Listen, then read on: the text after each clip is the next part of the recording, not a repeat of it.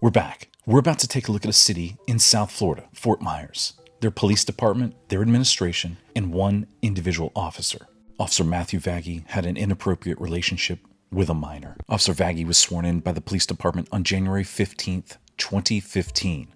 They welcomed him, shared it to Facebook. Prior to this hiring and swearing in, they put him through a rigorous background check, which include a polygraph, psychological exam, talking to neighbors, talking to present and past employees, friends and family, and the person himself. This is prima facie evidence that police cannot really do their job without the help and assistance of others. And even with all that prying, prodding, and questioning, they still get it wrong. Many times, not just with this department, but with many others. And now because of that, there's a child that's victimized. Now the mother you're about to see in this story believes that the police misled her on the investigation, hid things, and made it allegedly feel like this was just a one-time incident and was only a handful of text messages. Did not inform me that it was over 880 texts. Not only was it just text messaging and chatting, it was invitations. It was rides in a patrol car. It was questions about sex. If you think these are isolated incidents, it's not. I personally know someone who was sexually assaulted as a teen by a former sheriff's captain. She was afraid to come forward with a story because no one believed her due to the influence and the threats that she received. This was back in the early 90s when text messaging was not around, and he was a trusted family friend. And as a follow-up, what I've done is emailed the public records request into the Florida Department of Law Enforcement, requesting the information from Matthew Vaggie. I want to find out if he's currently certified